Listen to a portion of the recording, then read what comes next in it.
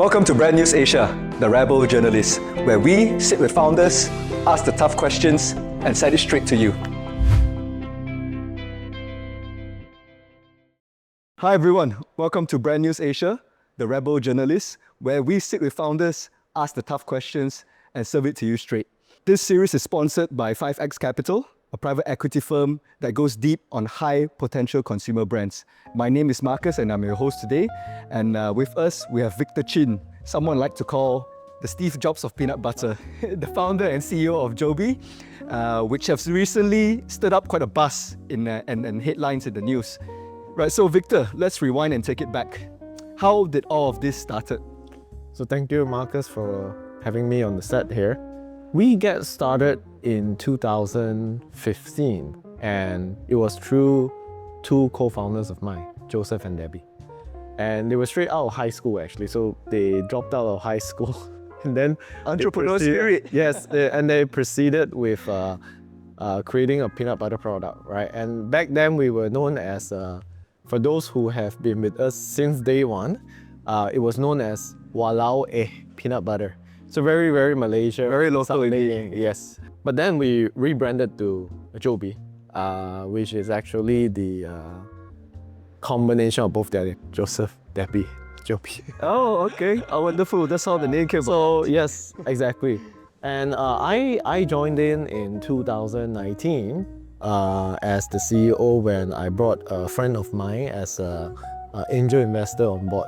She was looking to diversify her business and from a tech business portfolio to something that is more stable, right? Something more evergreen, which turned out to be peanut butter at the end. In a gist, that's really like how we started when I got involved in it.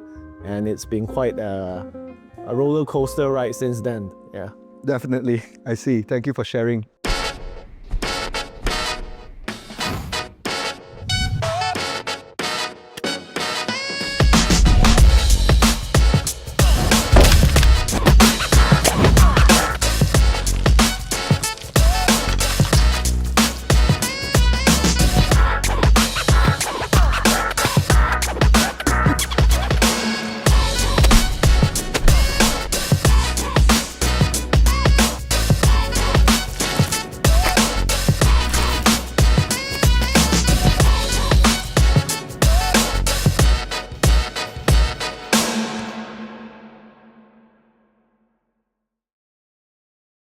So, Victor, I've seen your numbers, and during COVID specifically, it seems like Jobbie saw a spike in growth. Yes, definitely. What was the strategy behind this, and particularly in terms of the e-commerce strategy? How did it go? I think COVID was a very uncertain time for sure for most of the businesses. Definitely, for most businesses, yeah. And the one that really sort of saved us, I would say, because a lot of businesses were in trouble back then, right? There was basically like no playbook for any forms of business at all, whether it's big or small. I guess it's even worse when it's for smaller companies like us as an SME. Mind you, back then we were probably only doing like, we only like 5 employees, including myself. Oh, right? That's a very lean operation. Yeah, very lean, that's right. Because of the supply chain issues at that point in time, we needed to take a very unconventional approach to both save the business and also ensure that the clients, which is the customers, get their products at the end of the day, right? We basically launched this campaign called the 45-day pre-order campaign. I guess you're probably asking me that, right? Yep. Yeah. We don't used to talk about this a lot, but I think it's been many years now. I think it's the right time to share some of our learnings where the other people who are going through that same journey or that initial set of challenges will probably benefit from our experience now, right? So on the 45-day pre-campaign, let me just recap. Credit crunch was there, cash flow was running low. We were back then purely online business. So we had no retail presence at all. You know? What happens is when you've got nowhere to go, I guess it's a double-edged sword. One, everybody is going online. But secondly, you've got no access to supermarkets, hypermarkets, or any of the retail channels at that point in time, right? But the worst thing is the supply chain. So if we cannot produce any peanut butter at all because ports were closed, it's uncertain, I can't get jars in, I don't know where the peanut prices are going to be like, and how do you then deliver the product to the customers? So we had no access to supply chain.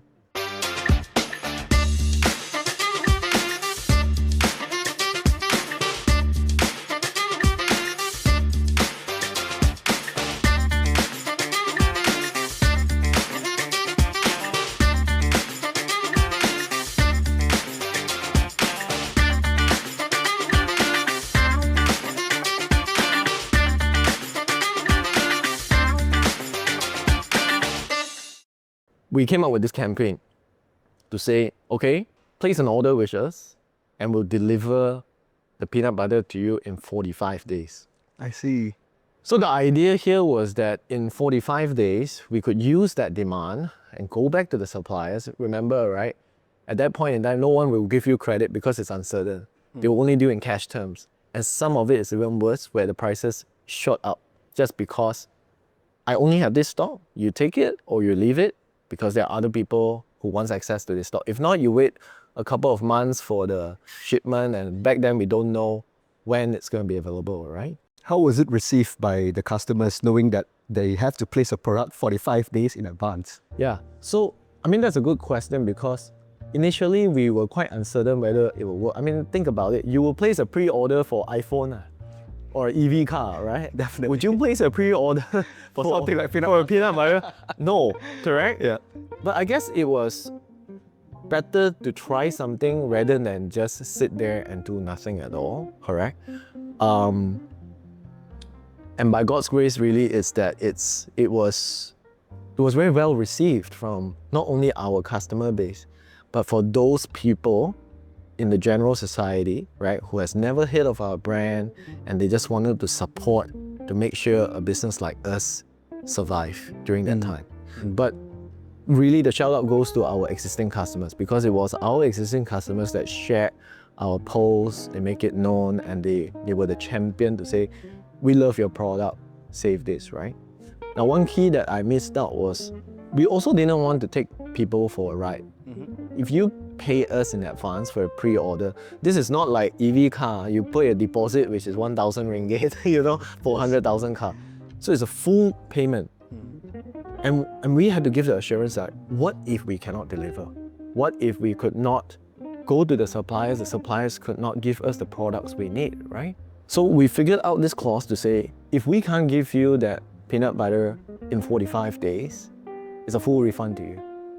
So it's a win-win-win situation, right? In a sense that we get some cash up front to run the business. It's a support from our customer where they're receiving an actual product that they're already used to. And then at the end, if for whatever reason that it doesn't work out, we will return the money to those customers if it doesn't work out. So you safeguard all of that aspect or the stakeholders there, right? Customers, ourselves, and the suppliers. So great, because you asked me how they perform, right? It went viral, with a lot of supporters, and we sailed through that sort of financial crunch in that very critical period. It's wonderful to hear that Jobbie has quite a number of loyal customer base that are willing to help out in times of need and so on. Exactly. Okay, Victor. Recently, it's announced that Jobbie recently slashed its prices to, I believe, and in a world where everything is raising its prices, you know, higher SSTs and all that, what's the idea behind this? This series is brought to you by 5X Capital, the private equity fund that invests in high potential consumer business.